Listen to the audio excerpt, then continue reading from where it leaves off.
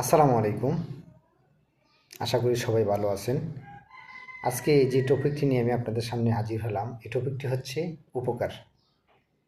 শুনুন ভাই, জীবনে মানুষের অনেক উপকার করেছি, মানুষকে ভালোবেসেও দেখেছি। শেষ পর্যন্ত বুঝেছি উপকারের কথা মানুষ খুব কমই মনে রাখে। যতদিন প্রয়োজন থাকে ততদিন কৃতজ্ঞতার কথা শোনা যায়। প্রয়োজন ফুরালেই সম্পর্কে যেন মুছে যায় স্মৃতির পাতায় থেকে। তবু কি উপকার করা বৃথা? আমি বলবো না, কখনোই নয়। কারণ উপকারের প্রকৃত মূল্য মানুষের স্মৃতিতে নয়, মানুষের বিবেকের শান্তিতে। উপকার মানুষ ভুলে যায়, এটা হয়তো মানুষের স্বভাব। কিন্তু যে ভালোবেসে মানুষের সাহায্যের হাত বাড়ায়, সে নিজের মানবিকতাকে বাঁচিয়ে রাখে।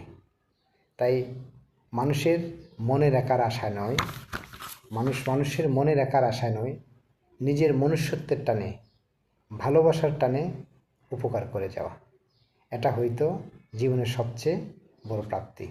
তাই বর্তমানে এটা ভেবেই আল্লাহ এবং আল্লাহ রাসূলকে সন্তুষ্ট করার জন্যই মানুষের উপকার করে যাওয়ার চেষ্টা করতেছি।